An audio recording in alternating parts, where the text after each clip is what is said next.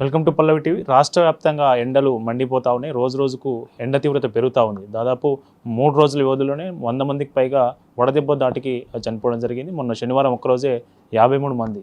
So ఈ ఎండలు ఇంకా పెరుగుతాయా? ఏ జిల్లాల్లో ఎట్లాంటి పరిస్థితులు ఉండబోతూ ఉన్నాయి?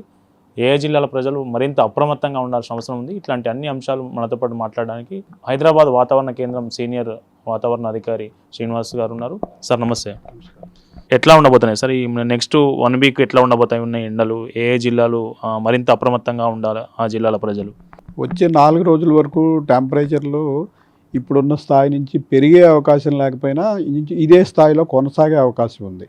మనకి 19, 20వ తారీఖు నుంచి ఇంచుమించు ఉత్తర తెలంగాణ అలాగే తూర్పు తెలంగాణలోని జిల్లాల్లో హీట్ వేవ్ పరిస్థితులు అంటే చాలా జిల్లాల్లో 45 డిగ్రీలు దాటి టెంపరేచర్లు రికార్డ్ అవ్వడం జరుగుతుంది. మామూలుగా ఒక 2 రోజులు ఒక ప్రాంతంలో కంటిన్యూస్గా హీట్ వేవ్ 45 డిగ్రీలు దాటి ఉండే అవకాశం ఉన్నట్టయితే ఆ ప్రాంతం హీట్ వేవ్ ప్రభావితం అని మనం వార్నింగ్ పెడతాం. అలాగే 47.5 డిగ్రీలు దాటే అవకాశం ఉన్నట్టయితే సివియర్ హీట్ వేవ్ అంటాము. 50 డిగ్రీల కంటే దాటితే extremely severe heat wave red alert పెట్టడం జరుగుతుంది.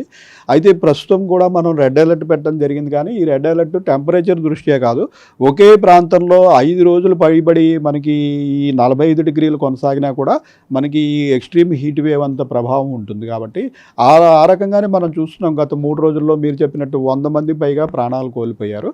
సో ఆ దృష్ట్యా ఈ ఎక్స్ట్రీమ్ హీట్ కంటిన్యూస్గా ఉన్న ప్రాంతాలకి మనం మళ్ళీ రెడ్ అలర్ట్ పెట్టడం జరుగుతుంది. ఈరోజు చూసినట్టయితే మనకి పెద్దపల్లి, జయశంకర్ భూపాలపల్లి, ములుగు, భద్రాద్రి కొత్తగూడెం, ఖమ్మం జిల్లాల్లో రెడ్ అలర్ట్ ఉంది.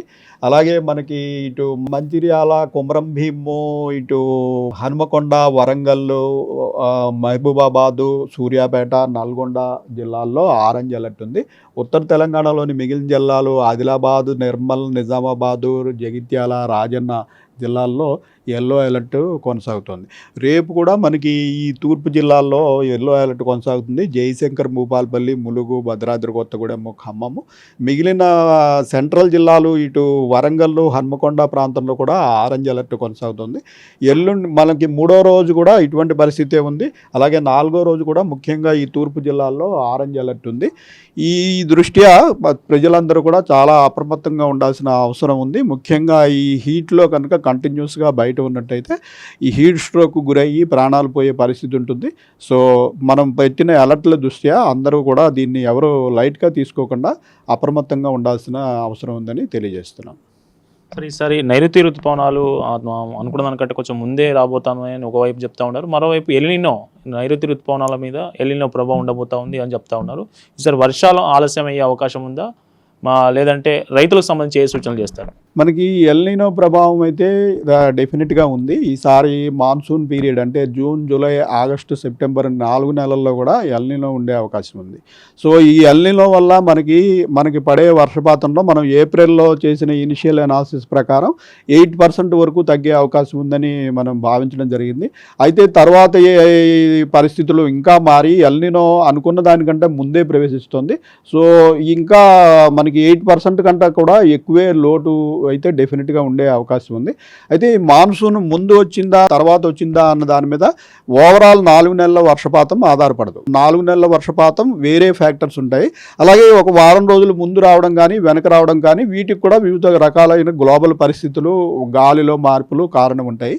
ప్రస్తుతం మనం 26వ తారీఖు నుంచి ఒక 4 రోజులు అటు ఇటుగా మాన్సూన్ ప్రవేశిస్తుందని భావించినప్పటికీ ఇప్పటి వరకు మనకి అనుకూల పరిణామాలు కనిపించలేదు. మధ్య బంగాళాఖాతం వరకు ఋతుపవనాలు ప్రవేశించాయి. మన ఈ అండమాన్ నికోబార్ దీవులు దాటాయి, కానీ ఆ తర్వాత మందగమనంలో ఉన్నాయి. సో కేరళలోకి 26 కాదు ఇంచుమించు 29, 30 తారీఖుల వరకు కూడా ప్రవేశించే అవకాశం ప్రస్తుతం కనిపించడం లేదు. అరౌండ్ మనకి జూన్ ఫస్ట్ వీక్లోనే ఇంచుమించుగా కేరళలోకి ప్రవేశించే అవకాశం ఉంది. హైదరాబాద్లో ఎట్లా ఉండబోతాం సార్ వాతావరణం? ఈ 5 రోజులు జనాలు ఎట్లాంటి జాగ్రత్తలు తీసుకుంటే మంచిది? హైదరాబాద్లో మనకి నిన్న 42 డిగ్రీలు పైబడి బేగంపేట అబ్జర్వేటరీలోనే రికార్డ్ అవ్వడం జరిగింది. ఇంకా సిటీలోని జనసమర్థ ప్రాంతాలు, అలాగే ఈ బహుళ నిర్మాణాలు, వెహికల్స్ ఎక్కువ తిరిగే ప్రాంతంలో మరొక 2 డిగ్రీలు కూడా ఎక్కువ ఉండే అవకాశం ఉంది. ఈరోజు ఇంచుమించు 43 డిగ్రీల వరకు కూడా టెంపరేచర్ ఉండే అవకాశం ఉంది. అయితే రేపు మనకి సిటీలో కొద్దిపాటి జల్లులు పడే అవకాశం ఉంది. ఈరోజు కూడా మనకి సిటీకి పక్కగా ఉన్న జిల్లాలన్నింటిలో కూడా మనము ఈ థండర్స్టార్మ్ యాక్టివిటీకి అలర్ట్ పెట్టడం జరిగింది. ఈ పశ్చిమ జిల్లాలు కామారెడ్డి, మెదక్, సంగారెడ్డి, వికారాబాదు, ఉమ్మడి మహబూబ్ నగర్ ప్రాంతంలో ఈరోజు జల్లులు పడే అవకాశం ఉంది. కొద్దిపాటి జల్లులు రంగారెడ్డి జిల్లాలో కూడా ప్రవేశించే అవకాశం ఉంటుంది. రేపు చూసినట్టయితే మనకి ఈ సిటీలోని జిల్లాలు ప్లస్ ఈ పశ్చిమ జిల్లాలతో పాటు నల్గొండ, సూర్యాపేట, ఖమ్మం జిల్లాలో కూడా కొద్దిపాటి జల్లులు పడే అవకాశం ఉంది. ఎల్లుండి ముఖ్యంగా 3-4 రోజుల్లో ఈ హీట్ వేవ్ ప్రభావితమైన జిల్లాల్లో కూడా కొద్దిపాటి జల్లులు పడే అవకాశం ఉన్నందున ఈ టెంపరేచర్లు కొద్దిగా నెమ్మదించే అవకాశం ఉంది. అయితే ఈ వర్షాలు ఏవి కూడా భారీ వర్షాలు ఉండవు, కానీ గాలి ఉధృతి ఎక్కువ ఉంటుంది. మనకి ఈ టెంపరేచర్లు ఇంత టెంపరేచర్లు ఉన్నప్పుడు క్యుములోనింబస్ మేఘాల్లో టర్బులెన్స్ చాలా ఎక్కువ ఉంటుంది. దీనివల్ల మనం 40 నుంచి 50 కిలోమీటర్ల వేగంతో ఈదురుగాలు వీచే అవకాశం ఉందని భావిస్తున్నాం. కానీ కొన్ని ప్రాంతాల్లో 70 నుంచి 80 కిలోమీటర్ల వరకు కూడా ఈ గస్టీనెస్ అంటే ఒక్కసారిగా వచ్చిపోయే విండ్స్ ఉండే అవకాశం ఉంటుంది.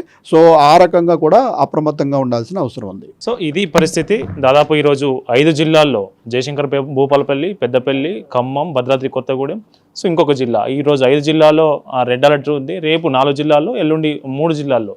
సో ఈ 45 డిగ్రీల కంటిన్యూస్గా ఎక్కడైతే టెంపరేచర్ కొనసాగుతూ ఉందో అక్కడ రెడ్ అలర్ట్ జారీ చేస్తూ ఉన్నారు. ప్రజలు అప్రమత్తంగా ఉండాలి. 11 గంటలు దాటిన తర్వాత 4 గంటల మధ్యలో ఎవరు బయటికి రావద్దనేది వాతావరణ శాఖ అధికారులు అయితే హెచ్చరిస్తూ ఉన్నారు. కెమెరా పర్సన్ మధువంతో కరుణాకర్, వెదర్ ఆఫీస్ నుంచి.